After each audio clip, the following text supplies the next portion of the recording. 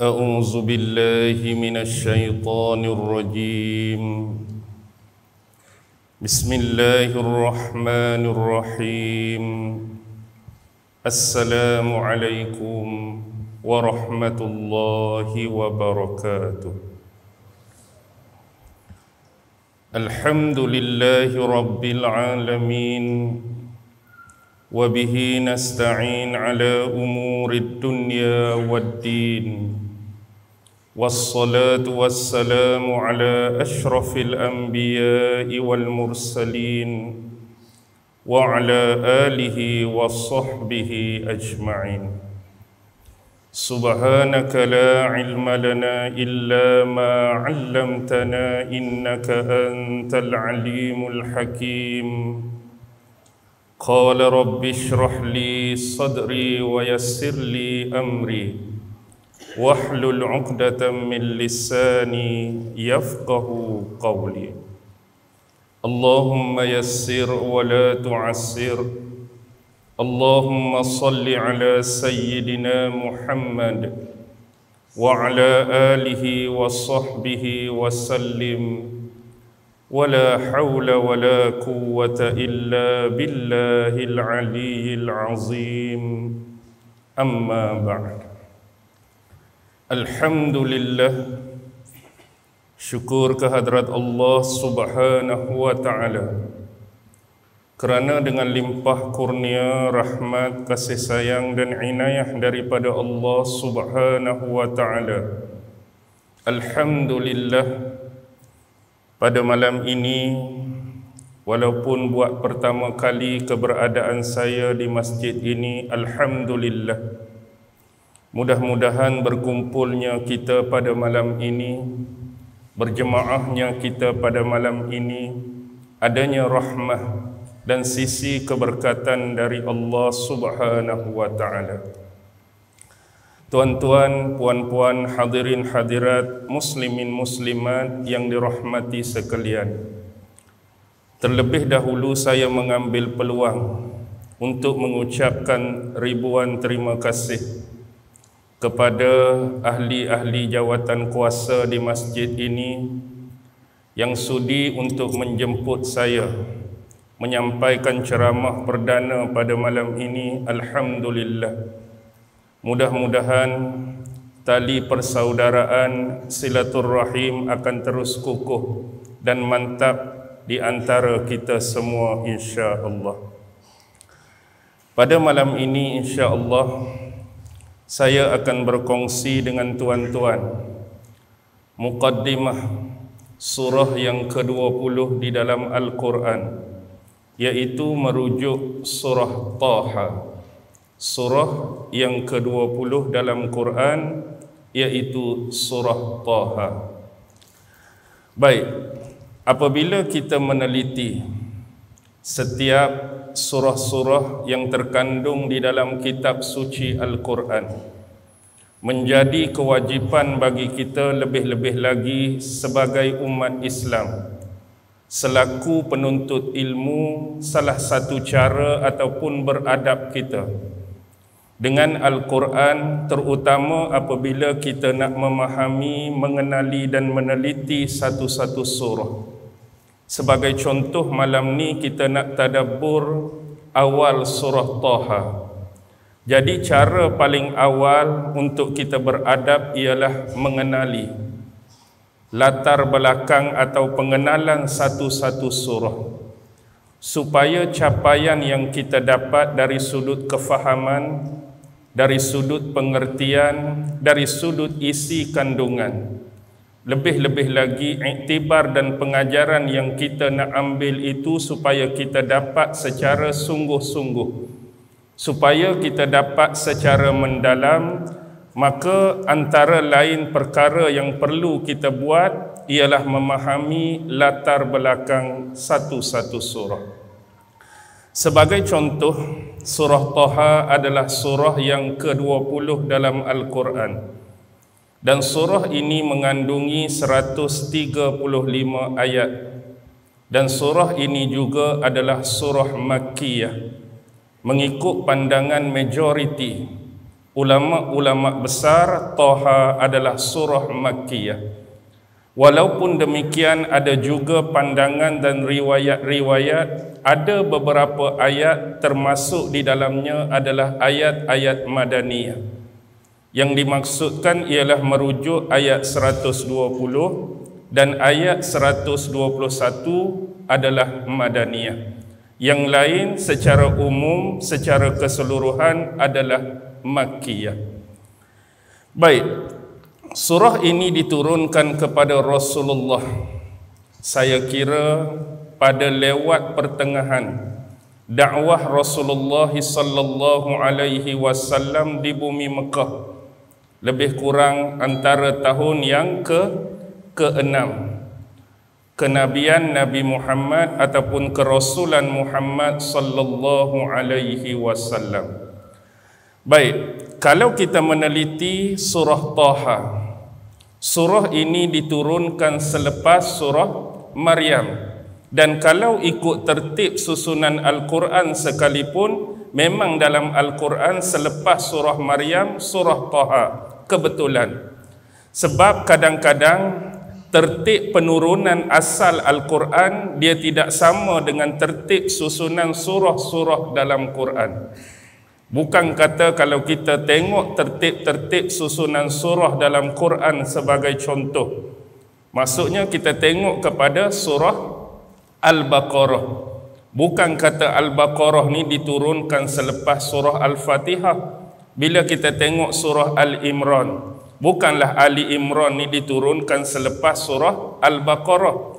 Yang tuan-tuan lihat tu adalah tertib susunan surah-surah di dalam mushaf yang terkumpul.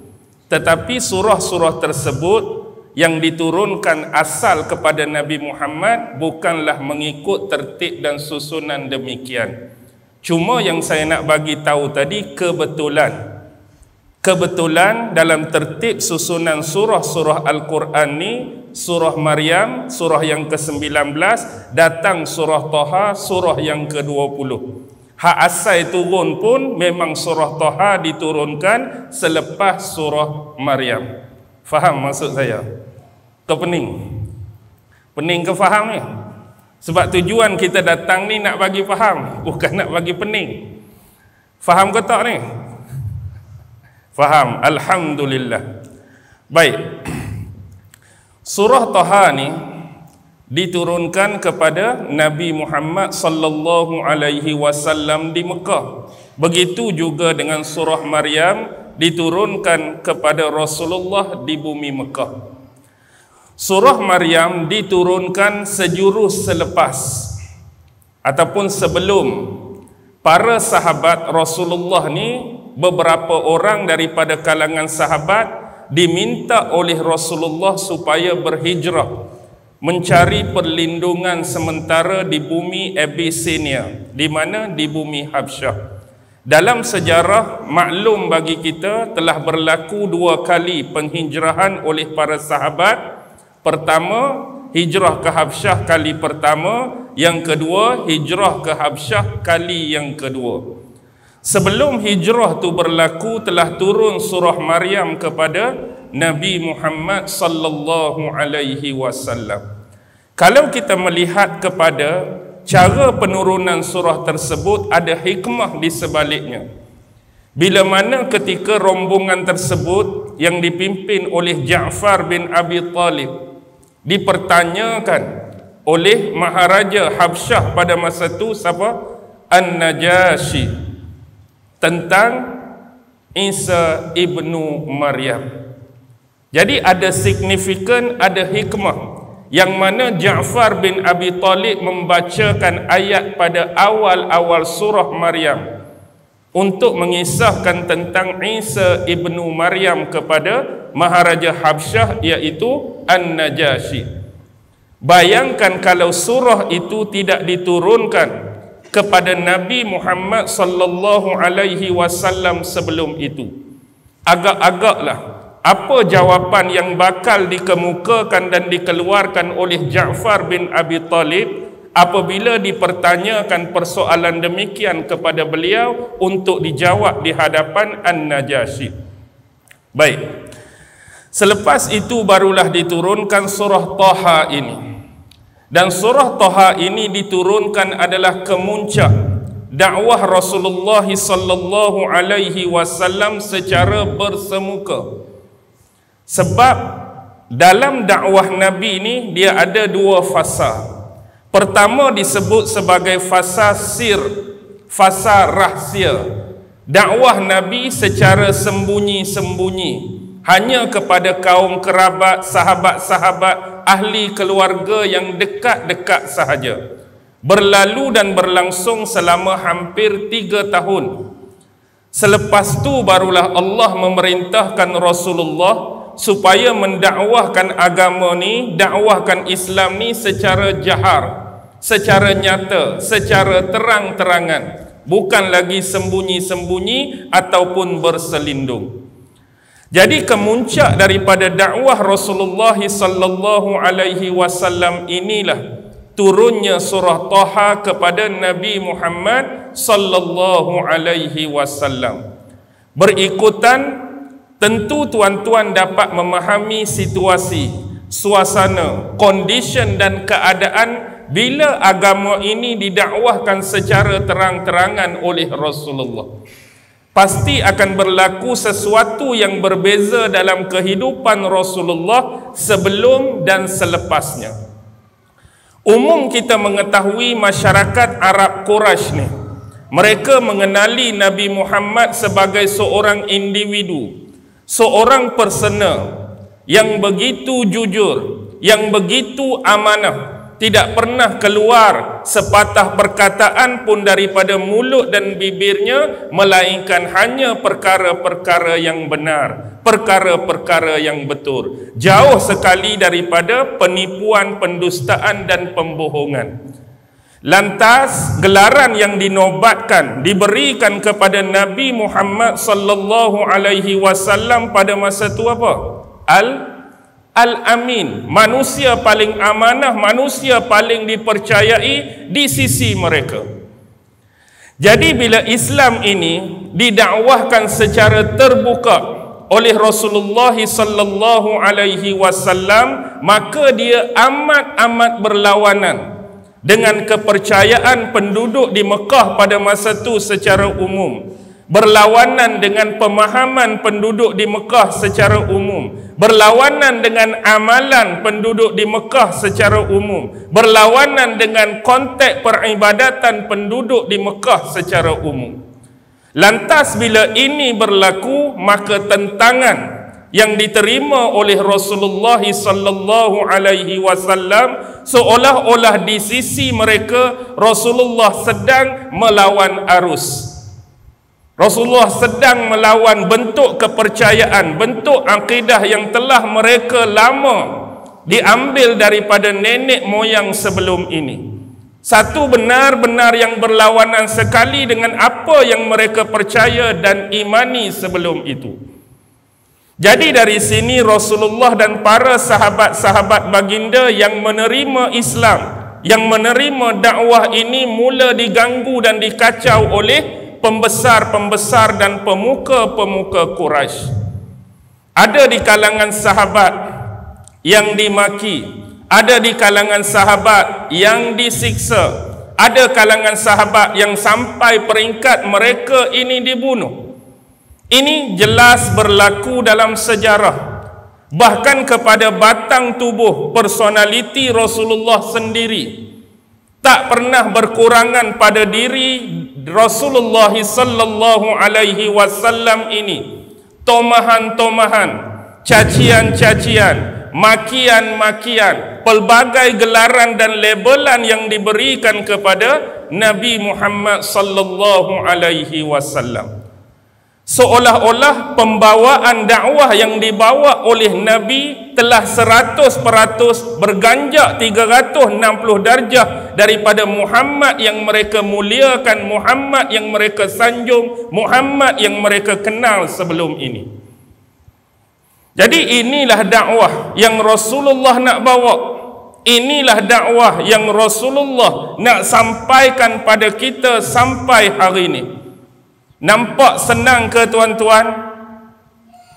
Dakwah ini terlalu sukar, dakwah ini terlalu susah, banyaknya pengorbanan-pengorbanan, penderitaan-penderitaan, penyiksaan, ranjau-ranjau yang terpaksa dilalui oleh Rasulullah, terpaksa dilalui oleh para sahabat untuk terus kekal menjamin legasi dan warisan agama ini terus sampai kepada setiap umat sampailah ke hari kiamat. Ini kita kena letak dan pasang sungguh-sungguh dalam dada kita, dalam hati, jiwa dan perasaan susahnya, sukarnya untuk Rasulullah dan para sahabat menyampaikan dakwah ini kepada kita semua. Jadi pegang baik-baiklah agama ini, pegang baik-baiklah ajaran ini sampai ke akhir hayat kita semua, insya-Allah. Dan tuan-tuan juga harus memahami bahawa surah At-Taha ini adalah kesinambungan daripada surah sebelumnya, iaitu surah Maryam. Kesinambungan sebelumnya, sebab dalam ilmu munasabatus surah, hubung kait, konteks satu surah dengan surah yang lain. Sebagai contoh, di akhir ayat surah Maryam, surah Maryam ni ada 98 ayat saja tuan-tuan. 98. Cuba tengok ayat 97, cuba tengok ayat 98. Ayat 97 Allah berbicara mengenai Al-Quran. Dan pada awal surah Taha, Allah sekali lagi mengulangi pembicaraan tentang Al-Quran. Ayat 98 surah Maryam, Allah berbicara mengenai kaum-kaum terdahulu yang Allah telah binasakan, yang Allah telah musnahkan akibat mereka menentang Allah, akibat mereka menentang Rasulnya, tetap degil dan keras dengan kekufuran mereka. Baik, kita tengok ayat 97 surah Maryam. فَإِنَّمَا يَسَّرْنَاهُ بِلِسَانِكَ لِتُبَشِّرَ بِهِ الْمُتَّقِينَ وَتُنذِرَ بِهِ قَوْمًا لُدًّا. فَإِنَّمَا, dan sesungguhnya, yassarnahu, kami memudahkan. Memudahkan apa ni? Memudahkan konteks penurunan Al-Quran kepadamu wahai Muhammad, bilisanik, dengan perantaraan bahasa yang digunakan olehmu sendiri, yaitu Al-Quran yang kami turunkan ini kepadamu wahai Muhammad menggunakan bahasa ibundamu, bahasa pertuturanmu, bahasa percakapanmu untuk kamu berbicara dan berkomunikasi, yaitu bahasa Arab. Litubashshira bihil muttaqin, dan manhajnya ialah supaya kamu menyampaikan dengannya, yakni dengan perantaraan Al-Quran itu kamu menyampaikan berita-berita gembira kepada golongan yang bertakwa. Wa tunzira bihi qauman ludda, dan kamu menjadikan Al-Quran ini juga dalam bentuk yang berbeza, yaitu sebagai peringatan dan amaran. Qauman, kepada kaum yang bersifat ludda, degil dan keras dengan kekafiran mereka. Itu makna ludda. Jadi manhaj yang Allah minta kepada Nabi Muhammad sallallahu alaihi wasallam bawa, Quran ni diturunkan oleh Allah kepada Nabi Muhammad, dan Allah memudahkan hal tersebut dengan menjadikan bahasa Al-Quran ini ialah berbahasa Arab, bahasa percakapan, bahasa pertuturan Nabi Muhammad sallallahu alaihi wasallam. Manhaj Al-Quran yang nak dibawa ialah nak menceritakan berita-berita gembira kepada orang yang bertakwa, dan nak memberikan peringatan dan ancaman kepada kaum-kaum yang bersifat degil dan keras dengan kekafiran mereka. Ni ayat 97, ayat yang terakhir menceritakan tentang Al-Quran, hubungan dan munasabah dia dengan awal surah Taha ialah Allah nak menceritakan juga tentang Al-Quran. Ayat yang keseterusnya, ayat 98. Wa kam ahlakna qablahum min qarnin hal tuhissu minhum min ahadin aw tasma'u lahum rikza. Dan berapa banyakkah kaum-kaum dahulu yang telah kufur dan kafir kepada Allah, yang telah kami hancurkan, yang telah kami musnahkan. Dan dalam keadaan engkau tidak menyadari ataupun mengetahui pun daripada kalangan mereka dan tidak mendengar daripada mereka walaupun suara yang sayup-sayup. Rikza ni kalau kita letak pada binatang, dia macam bunyi buzzing. Buzzing pada lebah tu, sayup-sayup yang halus. Allah nak bagi tahu di sini kepada Nabi Muhammad bahawa sebelum Allah mendatangkan Nabi Muhammad, mengutuskan beliau jadi Nabi, mengutuskan beliau jadi Rasul, Allah nak bagi tahu kehidupan sebelum kamu, sebelum zaman Nabi Muhammad, dah berapa banyak adanya kaum-kaum tertentu dan khusus, yang mana pada kaum-kaum terdahulu juga telah kami utuskan. Utusan kami sama seperti kami utuskan kamu kepada kaummu pada hari ini. Adanya nabi-nabi, adanya rasul-rasul. Dan rasul serta nabi ini masing-masing, mereka telah mendakwahkan Islam ini kepada kaum masing-masing, bani masing-masing, penduduk masing-masing. Dan sama seperti yang kamu hadapi, sebahagian daripada mereka ada yang beriman dan menjadi pendukung kepada nabi dan rasul tersebut, dan sebahagian besar yang lain menjadi penentang kepada nabi dan rasul tersebut. Yang Allah nak tekankan ialah dah berapa banyak kaum-kaum yang ingkar, kaum-kaum yang kufur sebelum ini, Allah dah musnahkan mereka. Allah dah hancurkan mereka bersama dengan keegoan dan kesombongan mereka, semata-mata kerana mereka itu degil, keras hati, keras kepala untuk menerima kebenaran yang dibawa oleh para nabi dan rasul tersebut. Dan juga kamu tidak menyadari pun tentang mereka sebelum ini. Nak habaknya kamu tak pernah tahu pun tentang sejarah mereka sebelum ini. Yang jadi kamu tahu tu sebab kami yang memberitakannya kepada kamu.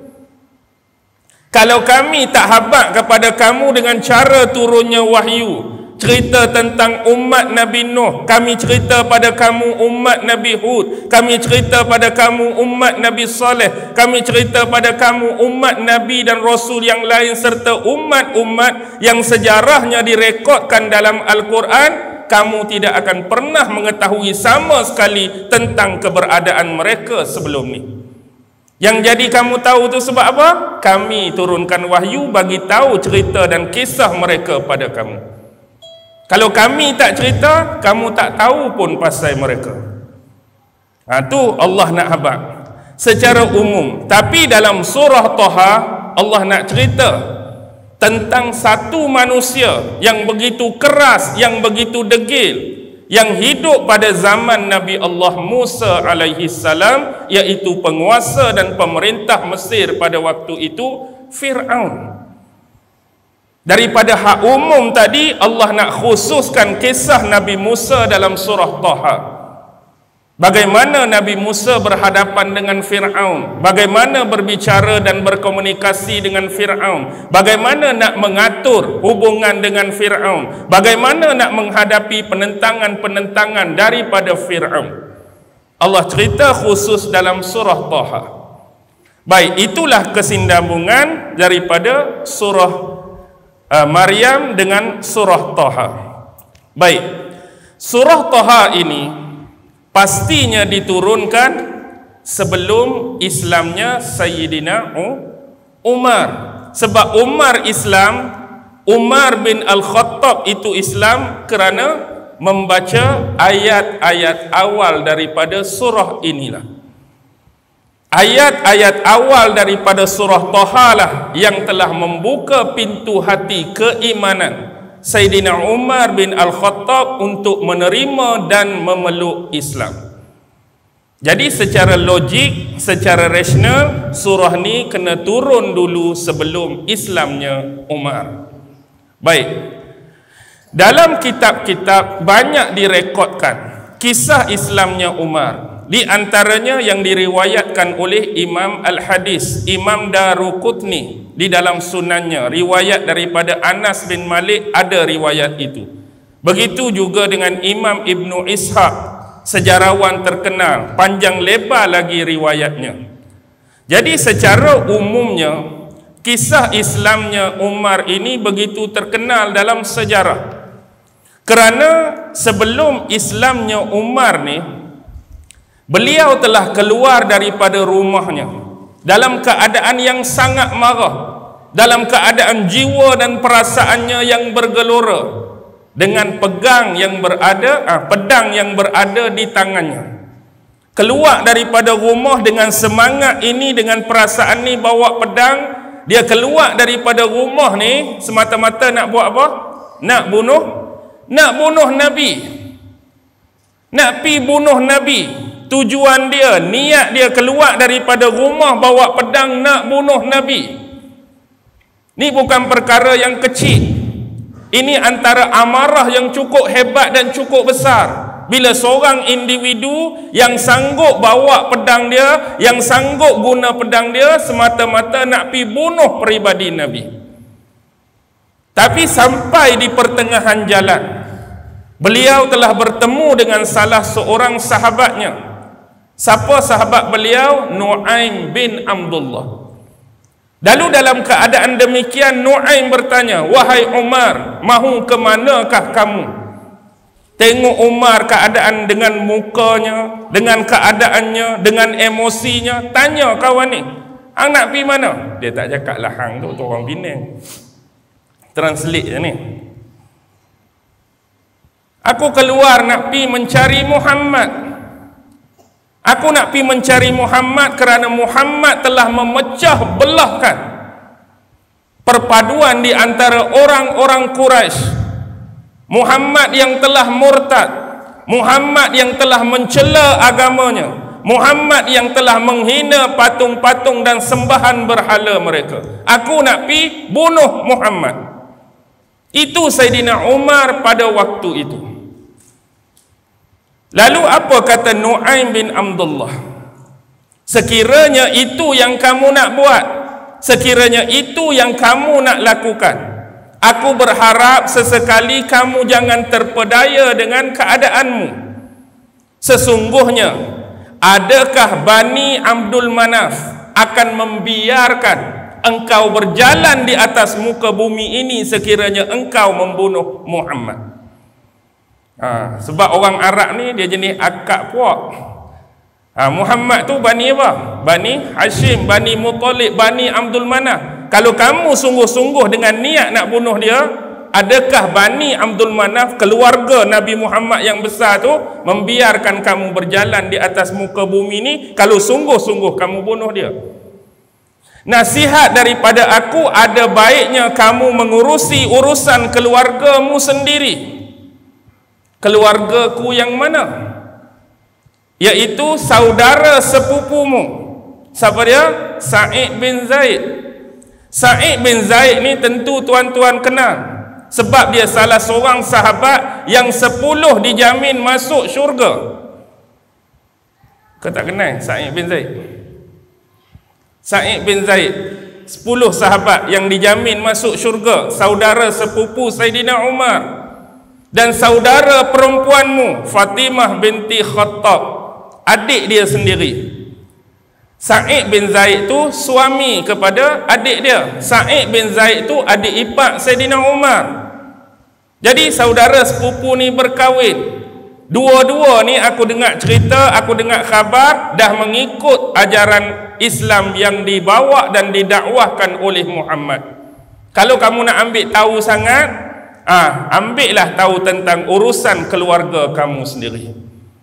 Hak asalnya dengan niat nak pi bawa pedang bunuh Nabi, tiba-tiba jumpa sahabat, jumpa kawan nihabat, ada sepupu, ada adik perempuan yang dah mengikut dakwah Islam yang dibawa oleh Nabi, dia tukar. Tak jadi dah nak pi cari Nabi, tak jadi dah nak pi serbu Nabi, nak pi mana pula ni? Nak pi rumah adik dengan adik ipar lah ni. Nak pi serbu mereka pula.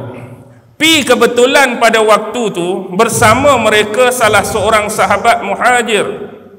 Siapa dia? Khabbab bin Aras. Jadi Khabbab bin Aras ni berada bersamanya helaian, lembaran, di dalamnya tertulis awal-awal surah Taha yang kita nak baca ni. Jadi Khabbab bin Aras ni membacakan kepada pasangan suami isteri ni wahyu yang baru diterima oleh Nabi Muhammad. Jadi kita nak ringkaskan cerita, bila Saidina Umar sampai rumah tu, jadi dia ketuk-ketuk pintu dengan keras, terjadilah perkelahian, pergaduhan, tampak menampak, tendang menendang terhadap adik ipar dengan adik perempuan dia sendiri. Lalu dia minta kepada mereka, dia nak tengok, dia nak lihat apa yang dibaca oleh mereka tadi. Sebab Saidina Umar antara tokoh yang pandai membaca. Jadi dia minta benda tu. Adik dia Habab, kamu tak boleh nak pegang benda tu, kamu tak boleh nak baca, sebab kamu tu masih lagi najis. Maksud najis ini bukan najis mutawassithah mughallazah tu. Najis dari sudut akidah, najis dari sudut kesyirikan pegangan kamu tu. Jadi kamu kena pi mandi dulu, sucikan diri, bersihkan diri, berwuduk, kemudian baru kami akan bagi. Tu pun setelah adanya perjanjian bahawa kamu tidak akan mengapa-apakan dan mengkhianati benda tersebut. Jadi itulah yang dibaca. Taha ma anzalna, sampailah beberapa ayat. Akhirnya Allah buka pintu hati dia. Lalu terpaculah perkataan-perkataan, alangkah indahnya, alangkah hebatnya perkataan-perkataan ni. Dia sendiri mengakui hal tersebut. Kerana dia pun orang Arab, dia pun berbangsa Arab. Bila dia baca pula, benda tu senang hadam, cepat masuk untuk dia mengerti dan memahami makna-maknanya. Lalu ketika dia berkata demikian, sahabat yang nama Khabbab bin Aras ni, dia kata, semoga Allah mengkhususkan kamu untuk agama Islam sebagaimana sabda Nabi Muhammad sallallahu alaihi wasallam. Khabbab bin Aras sebut, aku pernah mendengar Rasulullah berdoa, Allahumma ayyidil Islam bi Abil Hakam bin Hisham atau bi Umar bin Al-Khattab. Ya Allah, ya Tuhanku, kamu perteguhkanlah agama Islam, kamu perkuatkanlah agama Islam ni di antara dua orang ni. Yang pertama Abil Hakam bin Hisham. Siapa dia? Siapa dia Abil Hakam bin Hisham? Amru bin Hisham lah. Gelaran dia Abil Hakam, Abu Jahal. Atau Umar bin Al-Khattab ataupun Umar bin Al-Khattab. Jadi doa Nabi tu duk menyebut antara dua nama ni. Mudah-mudahan Allah melembutkan, melenturkan hati salah seorang ni. Kalau mereka ni masuk Islam, mereka ni akan memperkuatkan dan meneguhkan perjuangan dakwah ni. Jadi Allah pilih siapa? Abu Jahal ke Umar? Abu Jahal ke Umar? Umar. Sedangkan dua orang ni, apa hubungan mereka? Umar dengan Abu Jahal ni apa hubungan? Sama macam Nabi Muhammad dengan Abu Lahab. Nabi Muhammad tu anak saudara, Abu Lahab tu pak saudara. Umar tu anak saudara, Abu Jahal tu pak saudara dia. Abu Jahal tu bapa saudara Saidina Umar. Ke tuan-tuan tak tahu lagi? Tahu dah kah? Tahu ke tak pernah tahu? Bahawa Abu Jahal tu pak saudara Saidina Umar. Abu Jahal tu pak saudara Saidina Umar. Sebab apa? Sebab mak Saidina Umar tu, Hantamah binti Hisham tu, kakak kepada Abu Jahal. Mak Saidina Umar kakak kepada Abu Jahal. Sebab tu Abu Jahal tu pak saudara dia. Okey. Maksudnya dua figure yang hebat ni, sama ada Nabi Muhammad dan Umar, masing-masing memiliki bapa saudara yang kuat menentang Islam. Okey, nampak dah situ. Lantas bila Umar ni dengar doa Nabi demikian, dia minta Khabbab bin Arah ni bawa dia terus lala tu juga, waktu tu juga pi jumpa Nabi. Waktu tu Rasulullah berada di mana? Di rumah Al-Arqam bin Abi Al-Arqam, pusat dakwah pertama. Bila Rasulullah diberitahu bahawa Saidina Umar nak jumpa dengan dia, maka sahabat-sahabat lain tu suruh berhati-hatilah. Bukan orang biasa ni, Umar ni nak mari jumpa dengan kamu. Tapi mereka semua tak tahu bahawa niat dia ni bukan sebagaimana yang dia bawa pedang tadi, tapi sungguh-sungguh dia nak masuk Islam di tangan Rasulullah sallallahu alaihi wasallam. Jadi Islamlah Umar. Jadi bila Islam Umar, maka terbuktilah Allah memperkuat dan memperteguhkan agama dan dakwah ini melalui beliau. Itu berkenaan dengan surah Taha. Baik, kita kena tengok apakah objektif surah ini diturunkan kepada Nabi Muhammad sallallahu alaihi wasallam. Yang pertama nak bagi tahu bahawa Al-Quran ataupun agama yang diturunkan kepada Nabi Muhammad ni adalah suatu kebaikan, suatu keberkahan dan suatu rahmah. Bukanlah agama dan Al-Quran datang kepada Nabi Muhammad ni nak menyusahkan kehidupan Nabi. Bukan nak menyusahkan kehidupan Nabi. Tuan-tuan kalau baca asbabun nuzul, sebab-sebab nuzul surah Taha ni banyak. Ada beberapa riwayat. Antaranya pada waktu tu keadaan Rasulullah ni malam tu seolah-olah langsung Rasulullah tak tidur. Rasulullah tak tidur. Rasulullah habiskan waktu malam baginda dengan bersolat, beribadah kepada Allah. Ada yang sampai tahap riwayat menyebut Rasulullah kalau semayang ni secara berjengkit. Tahu kaki berjengkit macam mana? Kalau kita semayang ni kaki rapat, kaki rata ni, kaki berjengkit. Ada yang Rasulullah lama semayang tu sebelah kaki, bukan maksudnya sebelah kaki awal lagi, dua-dua kaki, lepas tu lengoh, angkat kaki sebelah, lepas tu tukar belah ni, tukar belah ni. Beribadat lama dan panjangnya. Jadi disebabkan itulah turun ayat ni nak bagi tahu agama ni datang, Quran ni datang bukan nak suruh kamu tu buat ibadat sampai tahap macam tu, sampai menyusahkan kamu, sampai membebankan kamu, tapi buat mengikut keperluan bagi kamu sahaja. Jangan sampai tahap malam pun tak tidur, siang Rasulullah banyak habiskan dengan berehat, siang Rasulullah banyak habiskan dengan tidur semata-mata kerana Rasulullah tak tidur pada malamnya. Jadi bukan agama tu mari untuk kamu buat ibadat-ibadat yang sampai tahap macam tu, sampai membebankan kamu. Walaupun kita harus tahu dan faham bagaimana konteks Rasulullah apabila memegang amanah, bebanan dan tanggungjawab, baginda seboleh-bolehnya cuba untuk melakukan lebih daripada apa yang diperintahkan. Kalau kita hari ini kita bekerja dengan seseorang, kita bekerja dengan majikan, orang suruh buat tara macam ni je, tapi kita bagi tu lebih daripada apa yang dikehendaki. Itulah kebiasaan konteks Rasulullah, dia buat tu kalau boleh melebihi apa yang diperintahkan kepada baginda. Baik, seterusnya yang kedua, Al-Quran dan agama ini objektif dia bukan untuk menyusahkan umat ini, tetapi untuk memberi kebahagiaan dan kesenangan sebenarnya kepada umat ini.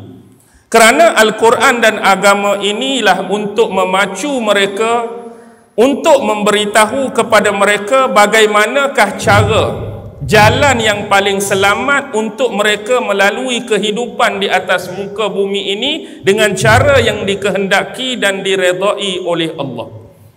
Tanpa panduan agama, tanpa panduan Al-Quran, kita hidup atas muka bumi ni sebagai manusia kalau tak ada kitab suci, kalau tak ada agama, agak-agak apa panduan kita, apa manual kita?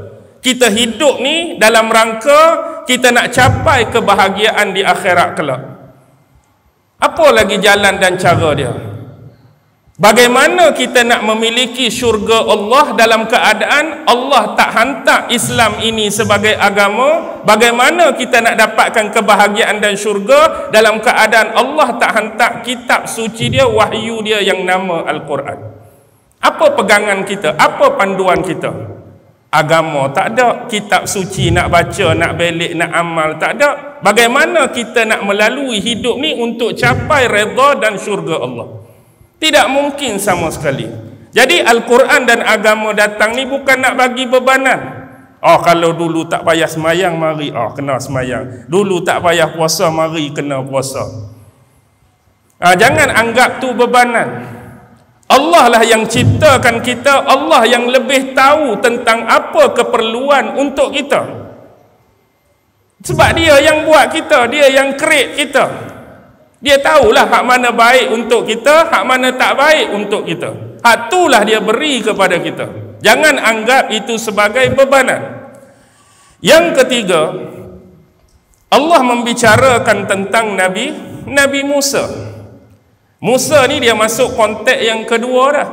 Sebab surah Taha ni dia pecah 3. Pertama, ayat 1 hingga ayat 8. Itu adalah tasliyah, pujukan untuk Nabi Muhammad. Ayat 9 hingga 98, kisah Nabi Musa. Itu bahagian yang kedua. Ayat 99 sampai ayat terakhir 135, itu ialah untuk Nabi Muhammad dan juga pengikut-pengikutnya, sahabatnya. Kisah Nabi Musa dan pengikut-pengikutnya. Ada banyak ciri-ciri persamaan tu, tuan-tuan. Nanti kita tengok. Baik, bila sebut tentang Nabi Musa, kalau tuan-tuan baca sungguh-sungguh kisah Nabi Musa, Allah sebut pasal Nabi Musa ni tak ada paling banyak sekali dalam Quran. Nabi Musa lah, nama dia banyak disebut. Dan di banyak tempat, di banyak surah. Tapi satu-satunya surah yang paling banyak cerita pasal Nabi Musa ialah surah Taha. Dalam surah Taha inilah Allah paling banyak cerita pasal Nabi Musa. Dan di sini juga Allah cerita akibat buruk kepada Fir'aun yang menentang Nabi Musa sebelum ini. Akibat buruk. Baik. Dan ayat yang terakhir Allah nak bagi tahu. Bahagian yang ketiga tu 99 sampai 135, walaupun Nabi Musa, walaupun pengikut-pengikut dia hidup tertekan, hidup terdesak, macam-macam dugaan, macam-macam ujian, macam-macam bala yang mereka terima, tapi berkat kesabaran mereka atas ujian dan mihnah tersebut, Allah memberi kelapangan, kemenangan dan kejayaan. Akhirnya mereka diselamatkan Allah daripada apa? Peristiwa pembelahan Laut Merah. Sebelum ni duduk Mesir macam-macam dah. Jadi kuli batak kepada Fir'aun. Orang hari-hari kena cemeti dekat Fir'aun, kena perintah dekat Fir'aun, kena suruh dekat Fir'aun, kena hentam dekat Fir'aun, kena katok. Tapi berkat sabar dengan ujian, sabar dengan tribulasi, sabar dengan mihnah, ikut sungguh-sungguh Nabi Musa dan ajaran dia, akhirnya Allah selamatkan mereka dan hancurkan Fir'aun dan bala tentera dia. Begitu jugalah persamaan dengan Rasulullah dan para sahabat. Macam-macam ni orang duk buat, duk di Mekah ni.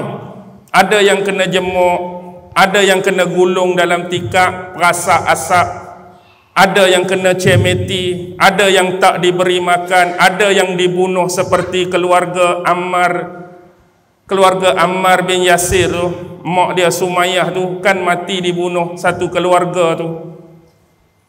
Jadi inilah yang diterima oleh sahabat. Tapi berkat mereka mengharungi segala musibah, bala dan ujian tadi, mengikuti agama Islam, mengikuti agama Nabi Muhammad, akhirnya apa? Akhirnya mereka mendapat kejayaan. Dan Allah buktikan pada 8 Hijrah berlakunya peristiwa besar pembukaan kota Mekah. Rasulullah ambil balik kota Mekah, tempat yang mereka dulu dihina, mereka dulu dibuli, mereka dulu dimaki, mereka dulu dicaci, dibuat macam-macam akibat ikut agama Nabi Muhammad. Tapi 8 Hijrah, kemenangan besar-besaran Allah beri dan buka untuk mereka. Okey. Yang terakhir, kalau kita melihat, ini salah satu keistimewaan lah Quran ni sendiri. Ni penekanan yang saya nak bawa sebenarnya malam ni, supaya kita tidak terus hanyut. Tidak terus hanyut dengan dunia kita, kehidupan kita, pekerjaan kita, ruangan lingkungan kehidupan kita, sampai kita lupa untuk bersahabat, untuk mesra dan membaca Al-Quran. Jadi amat berkepentingan kita pada zaman ini untuk sentiasa berta'ammul, bermuamalah, membaca, mentadabbur, memahami isi-isi kandungan Al-Quran. Jangan buat main-main benda ni. Jangan ambil sikap lewa, jangan ambil sikap acuh tak acuh hubungan kita dengan Al-Quran pada musim dan zaman ini. Satu kerugian yang amat besar. Baik. Jadi insya-Allah kita akan mula. Bismillahirrahmanirrahim. Taha ma anzalna 'alaikal Qur'ana litashqa illa tadhkiratan liman yakhsha tanzilan mimman khalaqal arda was samatil 'ula. Saya nak baca 4 ayat dulu. Jadi kalau ada kelebihan masa kita sambung lagi. Baik, ayat pertama surah ini dimulakan dengan kalimah Taha. Apa makna Taha? Apa maksud Taha? Wallahu alam. Dan Taha ini termasuk huruf-huruf abjadiyah, atau kita sebut huruf-huruf muqatta'ah. Seperti alif lam mim, samalah. Alif lam mim ra, alif lam mim sad, yasin, qaf, sad, kaf, ha, ya, ain, sad. Ni kita panggil huruf-huruf muqatta'ah. Tidak dinafikan kalau kita penggemar kepada ilmu dan sering memutalaah kitab-kitab tafsir terutamanya. Bila kita baca kitab-kitab tafsir, tidak dapat tidak pasti ada sebahagian ulama yang akan mendatangkan pandangan-pandangan, pendapat-pendapat dan riwayat berkaitan pemaknaan huruf-huruf muqatta'ah ni. Jadi pesanan daripada saya, kalau kita meneliti sungguh-sungguh, tidak ada satu pun nas di dalam Al-Quran yang menceritakan atau memperincikan tafsiran bagi huruf-huruf muqatta'ah ini, baik di dalam mana-mana ayat sekalipun. Contoh Taha, kita tak akan jumpa penafsiran bagi makna Taha dalam ayat lain sebiji Quran tu. Kita cari, oh ayat ni rupanya menceritakan makna bagi Taha, tak akan ada. Begitu juga kalau kita meneliti hadis-hadis daripada Rasulullah sallallahu alaihi wasallam. Ada tak pernah satu masa dulu, suatu ketika dahulu, Rasulullah pernah memberitahu hal tersebut, memberikan penafsirannya kepada para sahabat tentang pemaknaan huruf-huruf muqatta'ah? Pun tidak ada.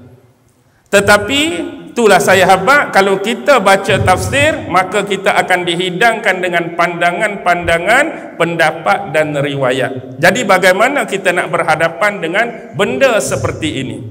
Contoh Taha saja.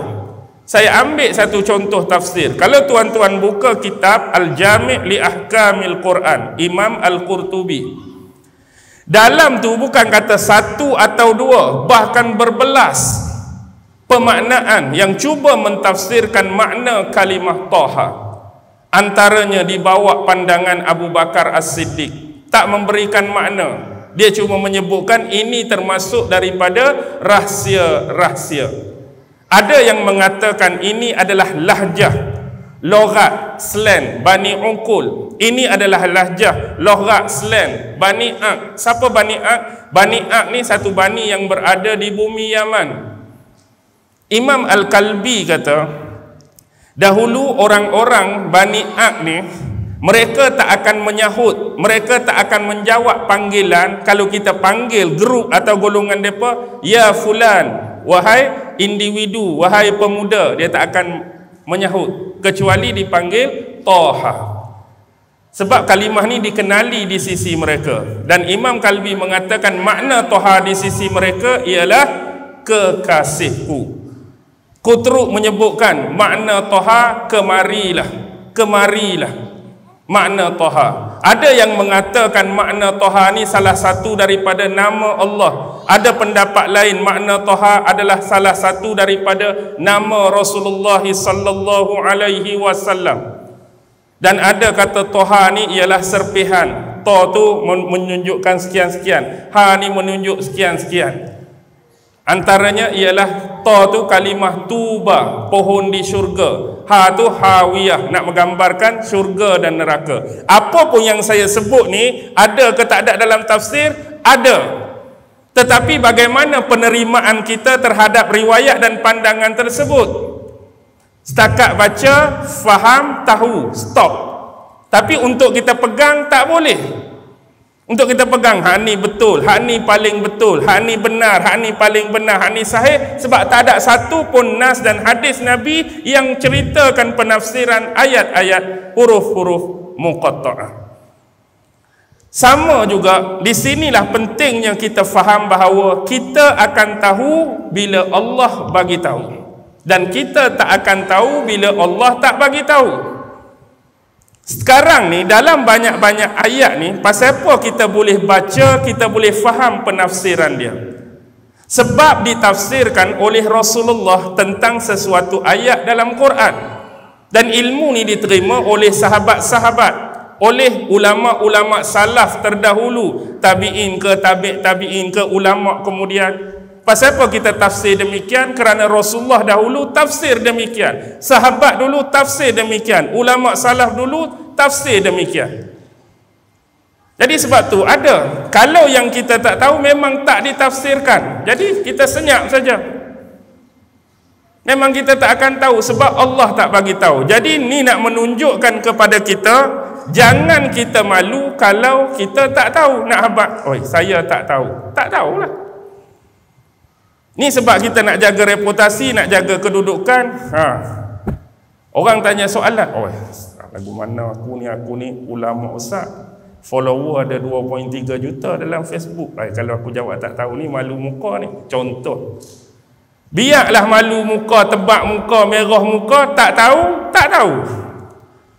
Anda akan lebih dihormati untuk jawab demikian daripada anda cuba jawab tapi apa kita panggil, memandai-mandai.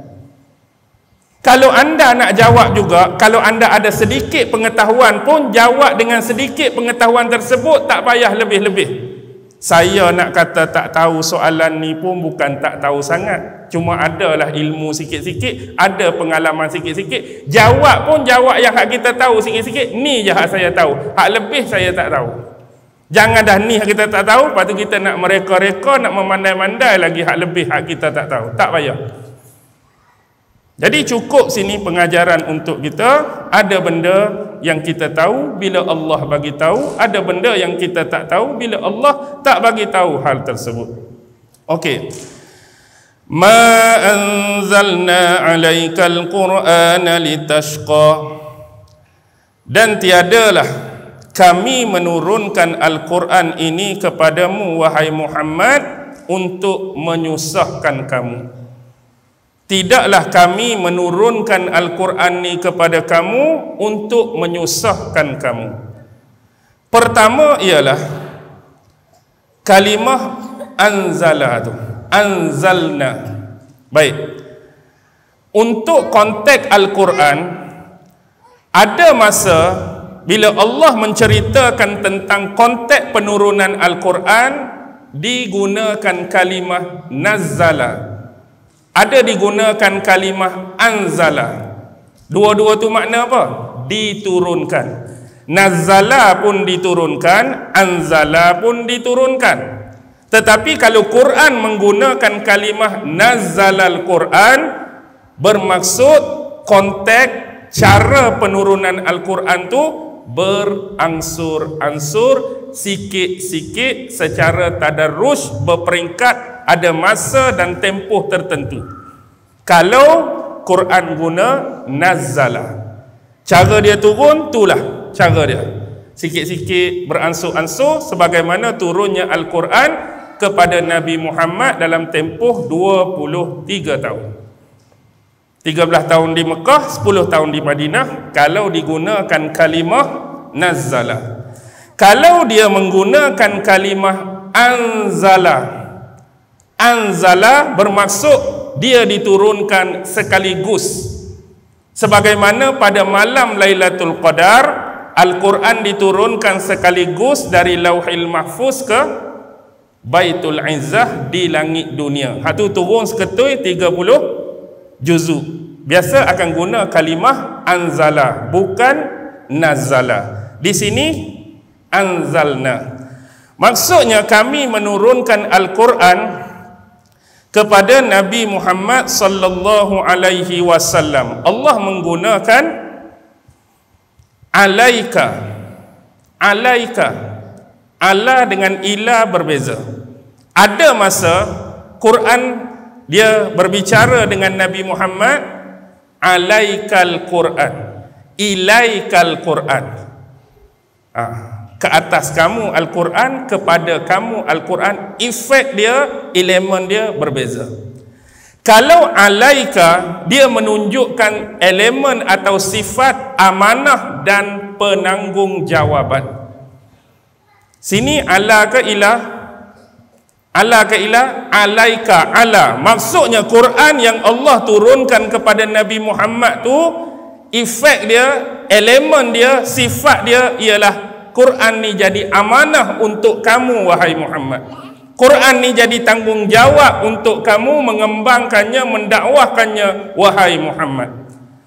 Berbeza bila datang dengan ilaika. Biasanya ilaika dia nak menunjukkan efek dan elemen kelebihan yang ada pada Quran tu.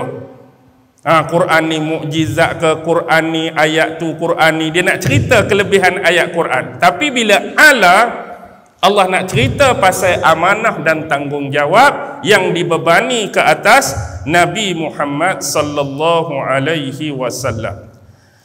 Baik. Al-Quran. Al-Quran. Kata dasar Quran ni apa? Qara'a. Qara'a. Anak kita baca kitab Iqra. Qara'a membaca. Qara'a membaca. Tapi ada tambahan huruf di sini. Bila sebut Al-Quran, maksudnya ditambah huruf nun. Nun ini adalah mubalaghah, untuk memperbesarkan konteks dia. Bila sebut Al-Quran, dia jadi apa? Yang paling banyak dibaca, yang paling kerap dibaca. Sama juga dengan kalimah ataupun nama Allah Ar-Rahman. Asal kalimah Ar-Rahman tu, kata dasar dia rahmah dengan huruf ta. Rahmah, pemurahnya Allah. Tapi bila ganti Ar-Rahman dengan nun yang sifat mubalaghah, dia nak cerita betapa besarnya, betapa kuatnya, betapa umumnya rahmat dan kasih sayang Allah kepada setiap makhluknya. Bila bubuh nun tu, sifat dia jadi besar, sifat dia jadi berkuasa, mubalaghah dia. Sama seperti qara'a bila kita letak Al-Quran. Tu satu pandangan. Yang kedua ialah kalimah Al-Quran ni datang daripada kata dasar korona. Korona. Tak ada kena-mengena dengan virus corona tu. Korona. Apa maksud korona? Korona ni sebahagian bahasa Arab bermaksud menyambungkan sesuatu. Tu satu makna. Ataupun bila disebut korona, kita teringat kepada korin. Korin ni ialah sejenis jin lah, yang Allah jadikan, Allah ciptakan lahir dengan setiap Bani Adam. Jin korin kita panggil, ataupun ada orang tua sebut jin pendamping, yang memang ada dengan kita setiap saat, setiap masa. Dan corona ni bermaksud sesuatu yang boleh dikatakan memang serasi dengan kita, rapat dengan kita, duduk dekat dengan kita. Jadi makna dia, Al-Quran ni kita kena jadikan sifat dia sedemikian rupa. Sifat dia kena jadikan sedemikian rupa. Maksud corona tadi menyambungkan sesuatu. Dia menyambungkan ayat-ayat Allah, dia menyambungkan surah-surah untuk dibentuk dan ditempatkan di satu tempat. Khususnya kita namakan sebagai Mushaf Al-Quran. Jadi kita juga dalam konteks ni kena menyambungkan ayat-ayat Allah, kena menyambungkan surah-surah tersebut untuk diri kita. Dalam konteks nak mengamalkan apa? Amar ma'ruf nahi mungkar, membuat segala perkara-perkara yang menjadi perintah dan arahan Allah, dan meninggalkan perkara-perkara yang menjadi tegahan dan larangan Allah. Jadi kita kena anggap sifat dia koron tadi sesuatu yang dekat, hampir kita nak berkomunikasi, kita nak bermuamalah dengan dia. Jadi kalau kita tak dapat buat sifat tu pada Al-Quran, maka tidak bersesuaianlah nama itu sebagaimana nama yang dipadamkan dengan kalam Allah Subhanahu wa taala. Dengan kata lain, sifat corona tadi, Quran ni kita kena jadikan pendamping, teman rapat, sahabat untuk kita berbual, untuk kita berkomunikasi, untuk kita berbicara, untuk kita tanya macam-macam pada dia. Sama seperti seorang sahabat yang dekat dengan kita. Persoalan dia, bagaimana bentuk hubungan kita dengan Quran sampai hari ini? Bagaimana bentuk hubungan kita dengan Quran sampai hari ini? Adakah sifat dia sedemikian rupa, atau kita mengambil jalan bersahabat baik dengan Quran hanya pada malam Jumaat? Masuk apa malam Jumaat tu? Tak nak baca Yasin, ataupun tak nak baca surah Al-Kahfi, baru buka Quran. 6 hari hak lain tak buka Quran, tak selak Quran, tak belik Quran. Bila pula nak bertemu, nanti nak baca Yasin malam Jumaat depan. Jangan buat Quran demikian. Ataupun ada juga kat rumah masing-masing semua ada Quran, tapi Quran tu duk berdebu, duk berlapuk dalam cermin almari tu, duk situ. Agak-agak berapa lama kita tak buka cermin almari tu, kita tak ambil Quran, kita tak belik dan baca Al-Quran. Bila kali terakhir kita belajar sungguh-sungguh tentang Quran, tentang tajwid ke, tentang tafsir ke, tentang apa sekalipun ilmu yang berkaitan dengan Al-Quran? Itulah rata-rata. Di sini kita ambil poin, bukan nak cari aib sesiapa, bukan nak mengata sesiapa, bukan nak bodoh sesiapa, tapi kita nak bagi tahu peratusan besar secara hakikat. Itulah bentuk communicate, itulah bentuk muamalah sebahagian besar umat Islam dengan Quran hari ini. Jadi tukar watak tersebut, kita kena jadikan Al-Quran ni memang dekat sungguh hari-hari dengan kita. Baca Quran, faham Quran, belajar tafsir tentang Al-Quran. Baik, litashqa.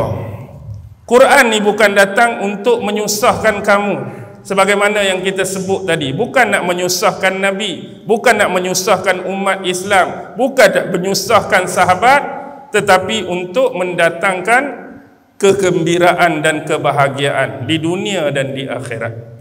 Sebab dia ada sebab juga. Dulu ada 2 orang pembesar dan pemuka Quraisy. Siapa? Nabi pernah doa itulah. Abu Jahal, seorang lagi nama dia Nadhar bin Haris. 2 orang ni datang jumpa Nabi. Bila dia tengok keadaan Nabi yang jenis teruk macam ni, mereka kata, bagaimana kehidupanmu sekarang wahai Muhammad, selepas Allah yang kamu dakwa bagi wahyu pada kamu, turunkan Al-Quran pada kamu? Hidup kamu ni nampak tak senang, hidup kamu ni nampak susah, hidup kamu ni nampak tertekan. Dia pergi main cucuk ayat-ayat macam tu. Dulu kamu tak macam ni. Dia nak habaq sebelum dan selepas. Jadi dia mari tu mungkin nak perli Nabi ke, wallahu alam, nak mari sakitkan hati Nabi, wallahu alam. Cuma dalam konteks ni dia nak bagi tahu Sebelum ni kamu elok-elok saja hidup bersama dengan kami. Kami anggap kamu seorang yang baik, seorang yang mulia, seorang yang al-amin, seorang yang dihormati. Tiba-tiba bila kamu dakwa, kamu terima wahyu, kamu jadi utusan Allah, jadi nabi, jadi rasul, hidup kamu jadi susah macam ni pula, tertekan macam ni pula. Jadi dalam konteks ni macam-macam bentuk kita boleh kata. Pi tu nak mari sakitkan hati Nabi ke, nak mari perli Nabi ke. Tuan-tuan, betul.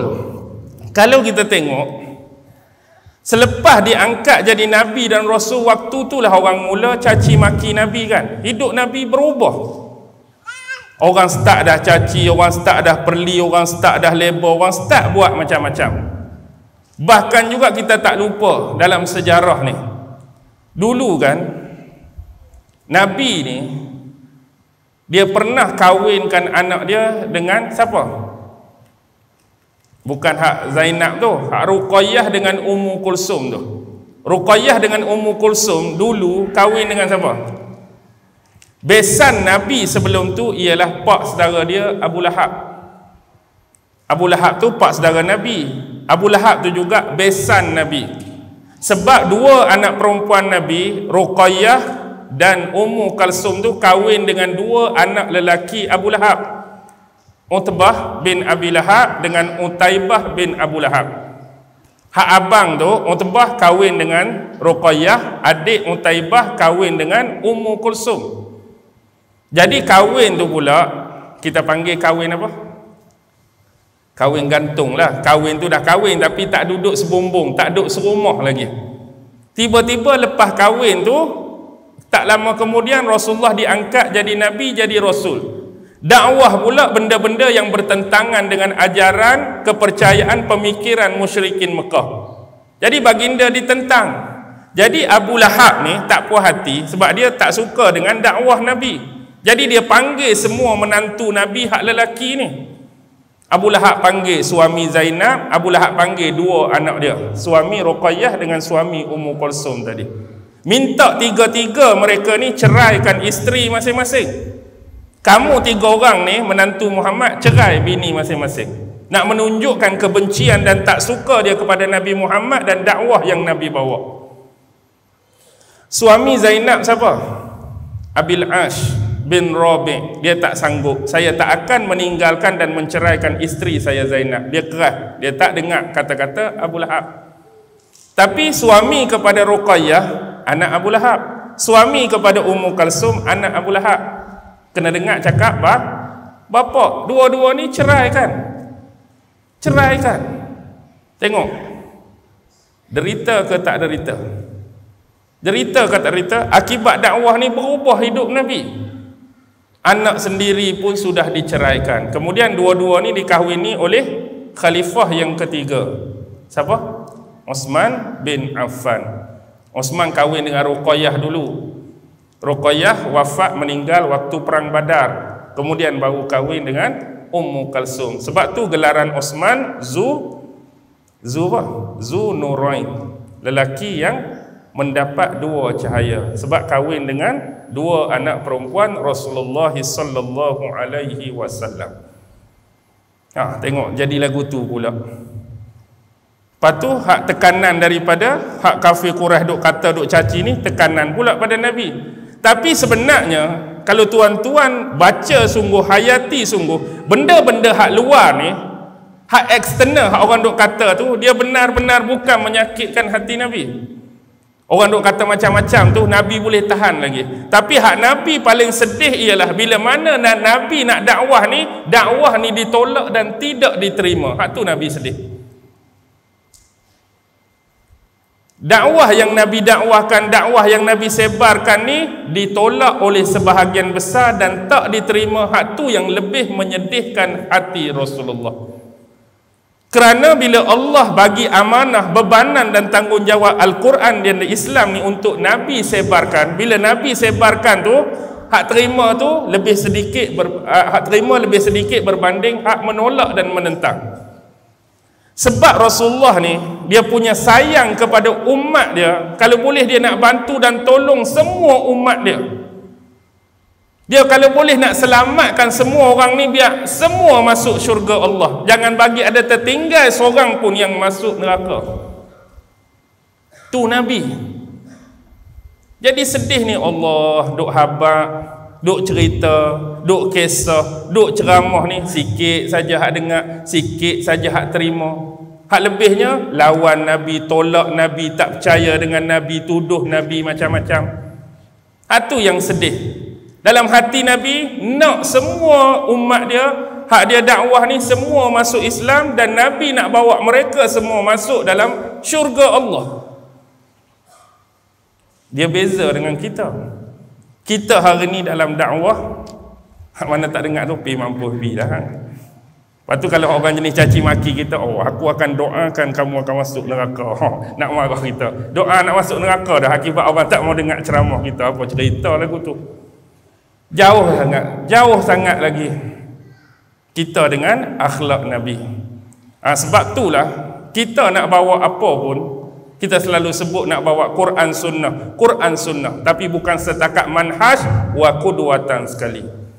Yang payah jadi orang nak terima tu sebab kita bawa manhaj saja, qudwah tu kita tak bawa.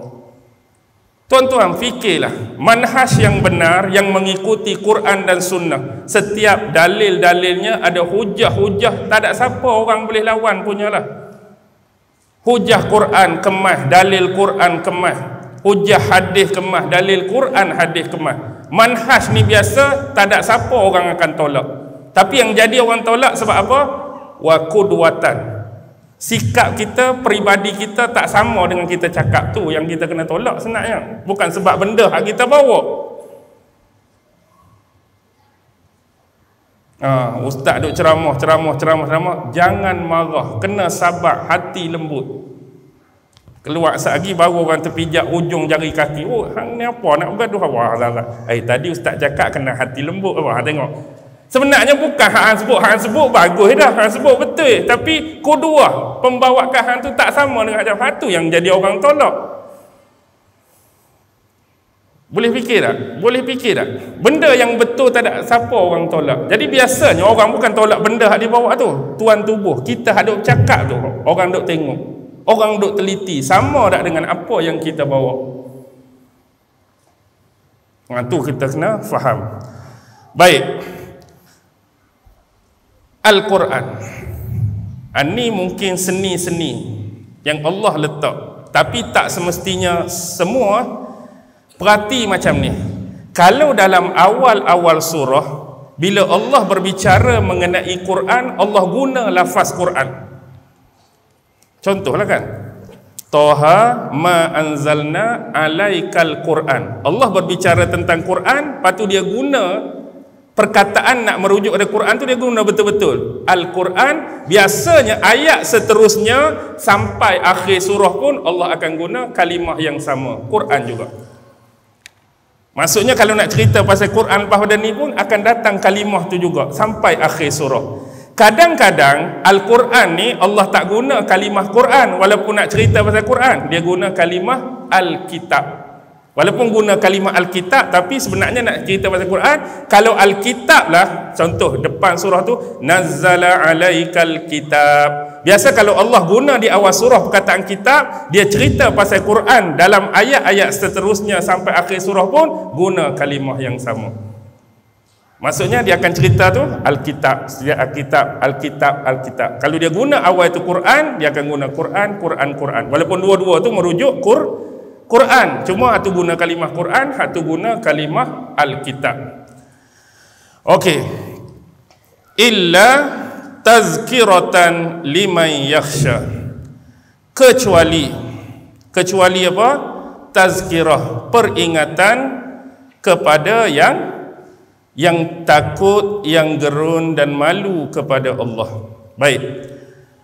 Quran ni datang untuk memberi peringatan, tazkirah. Kata dasar dia apa? Zakarah, peringatan. Tapi bila masuk huruf-huruf tambahan jadi tazkirah, dia adalah peringatan yang cukup besar dan sifat dia ialah berterusan. Quran ni memang satu kitab yang datang untuk beri peringatan kepada manusia, dan sifat peringatan dia tu berterusan. Setiap masa, sepanjang masa Al-Quran akan jadi kitab yang memberikan peringatan kepada manusia. Liman yakhsha. Kenapa ada huruf lam di situ? Bukan ayat datang illa tazkiratan man yakhsha. Tapi ayat datang illa tazkiratan liman yakhsha. Jadi ada ulama yang membahaskan lam di sini ialah pengkhususan. Al-Quran ni benar-benar akan jadi peringatan kepada mereka yang bersungguh-sungguh mencari peringatan itu dalam Quran. Jadi adanya kalimah lam menunjukkan tidak semua manusia yang baca Quran, tidak semua manusia yang memahami Al-Quran akan dapat peringatan tersebut. Baik, kita ambil sebagai contoh luaran dan umum. Ada jenis manusia, saya buat kurungan dalam konteks musuh-musuh Allah, musuh-musuh agama, orang yang berada di luar konteks agama Islam. Sebahagian daripada mereka yang ada education, ada pendidikan, terpelajar, mereka juga membaca Al-Quran. Baca ke tak? Baca. Ada sebahagian mereka sampai mengkaji ayat-ayat Al-Quran, konteks-konteks Al-Quran. Tapi tujuan mereka baca, tujuan mereka kaji, nak faham dan beriman ke nak cari kesalahan Quran? Baca sama baca, kaji sama kaji, fikir sama fikir. Ada orang Islam dan beriman sungguh, dia baca, dia nak menambahkan tahap keimanan dia. Dia nak menambahkan tahap gerun dan takutnya kepada Allah. Seorang lagi yang baca tu dia nak cari kesalahan. Mana ni ayat ni salah ke, baris ni salah ke, konteks ayat ni tak betul, cerita dalam ni menipu ke. Orang hak konteks kedua tu akan dapat tak perasaan gerun dan takut? Tak ada. Sebab dia nak cari apa? Dia nak cari salah, dia nak cari silap. Dan dia tidak akan dapat rasa peringatan gerun dan takut kepada Allah Subhanahu wa ta'ala. Sebab sifat orang-orang di luar Islam, orang yang jenis macam ni lah, bila mereka baca dan mengkaji Al-Quran, mereka tak ada satu benda. Mereka tak ada satu benda. Apa dia? Tasdik, pembenaran. Pembenaran mereka tak ada. Membenarkan kisah tersebut. Saya sebut konteks orang yang macam tadilah. Orang yang di luar Islam, yang baca Al-Quran, kaji Al-Quran, fikir tentang Al-Quran, seluk-beluk Al-Quran, mereka just nak tahu. Oh, cerita hak sebenar Muhammad macam ni, Muhammad hijrah, sahabat dia ada berapa orang, dia masuk perang ni, dia lawan dengan dia ni, dia lawan ni. Dia tahu sungguh, dia faham sungguh. Saya sebut banyak kali benda ni. Kadang-kadang education orang seperti ini, sirah kita dengan sirah dia jauh dia lebih hebat. Sebab dia baca sungguh, kaji sungguh. Berapa peperangan yang dilalui oleh Nabi Muhammad sepanjang hidup dia? Kalau tanya kita lah, aku perang Badar, perang Uhud, aku tahu. Tapi orang jenis kaji sungguh, ada 28 peperangan, walaupun dia kafir. Tapi satu saja dia tak ada, tasdik, membenarkan dan mengimani Nabi yang dia kaji tu. Dia nak tahu apa? Dia nak tahu cerita aja. Dia nak tahu kisah aja. Muhammad macam ni, Muhammad macam ni, Muhammad macam ni. Dia tahu, dia faham. Kadang-kadang lebih daripada kita. Tapi kamu percaya tak Nabi yang bernama Muhammad ni? Kamu beriman tak? Oh sorry, kami tidak dapat menerimanya sebagai seorang Nabi. Kami tak dapat. Pembenaran tak ada. Tahu? Iya. Jadi kita tak mau menjadi pembaca-pembaca yang seperti ini. Kita nak yang sungguh-sungguh baca Al-Quran yang menjadikan peringatan. Dan peringatan ini boleh mendatangkan rasa gerun dan takut kepada Allah. Gerun dan takut kepada Allah. Gerun dan takut ni tak akan datang kecuali dia ada satu sifat, nama dia inabah. Maksud inabah ni ialah kembali. Rasa seseorang, jiwa seseorang, perasaan seseorang nak kembali ke jalan Allah, jalan yang betul, jalan yang sebenar. Sebab tu hak kita duk minta tu, ihdinas siratal mustaqim. Ya Allah, tunjukkanlah aku jalan yang sebenar. Tambah-tambah zaman kita ni, kita hidup zaman yang dalam kepala kita ni, bila baca buku, bila baca kitab, baca jurnal, baca makalah, baca macam-macam, kita dipersembahkan, dihidangkan dengan beribu-ribu pandangan, beribu-ribu pendapat, beribu-ribu fatwa, beribu-ribu orang cakap tu, beribu-ribu orang cakap ni. Dalam keadaan kita blur, kita keliru, kita nak cari dalam hak banyak-banyak ni, hak mana sebenar-benar yang betul, hak mana sebenar-benar jalan yang lurus, jalan yang sampai diredai oleh Allah Subhanahu wa ta'ala. Jadi sifat inabah, jiwa dan perasaan nak kembali kepada Allah, mengikut jalan yang benar, hak ni perlu kena ada, barulah mari rasa gerun dan takut. Tuan-tuan, seseorang tak akan ada rasa gerun dan takut kalau dia betul-betul tak kenal kepada siapa yang dia patut kenal, yang dia patut gerun dan takut tu. Budak-budak ni, kita takutkan dia dengan hantu, kita takutkan dia dengan hantu, dia kenal ke tak kenal hantu tu? Bukan maksud saya memang kita pun tak kenal hantu, budak pun tak kenal. Maksud dia tahu sungguh tak pasal hantu. Hantu tu jenis benda yang menakutkan ke? Hantu tu benda yang melucukan? Ada tak dalam kepala dia?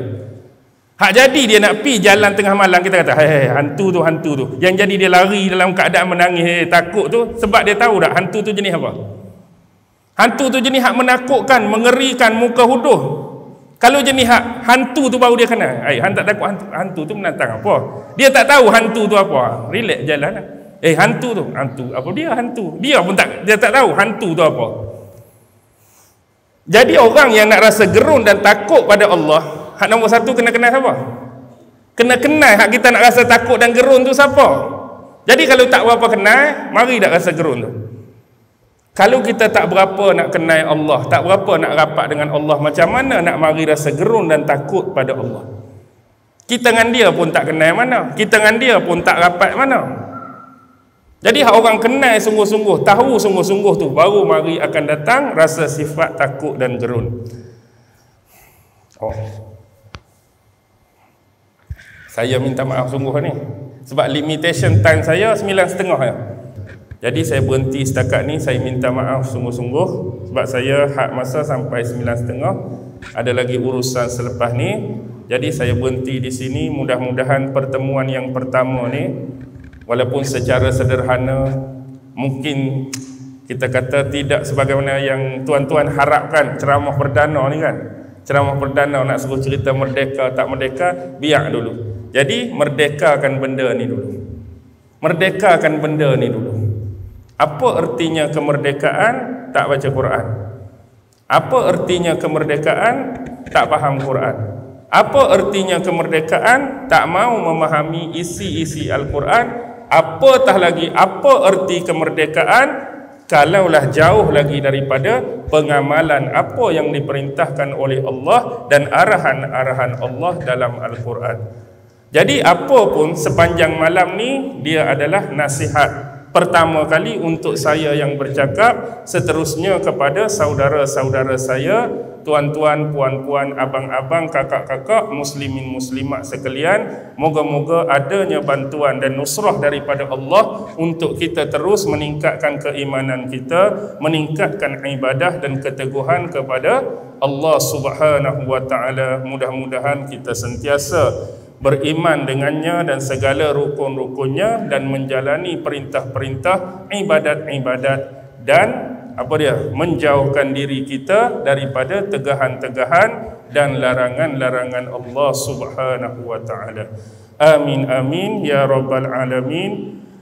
Wabillahi taufiq wal hidayah. Wassalamualaikum warahmatullahi wabarakatuh. A'udzu billahi minasyaitonir rajim. Bismillahirrahmanirrahim. Allahumma innaka ta'lam anna hadhihi al-quluba qad ijtama'at ala mahabbatik waltaqat ala ta'atik wa tawahhadat ala da'watik wa ta'ahadat ala nusrati syari'atik. فوثق اللهم رابطتها وأدم ودها واهدها سبلها واملأها بنورك الذي لا يخبو واشرح صدورها بفيض الإيمان بك. وجميل التوكل عليك وأحيها بمعرفتك وأمتها على الشهادة في سبيلك إنك نعم المولى ونعم النصير وصلى الله على سيدنا محمد وعلى آله وصحبه وسلم والحمد لله رب العالمين الله أكبر.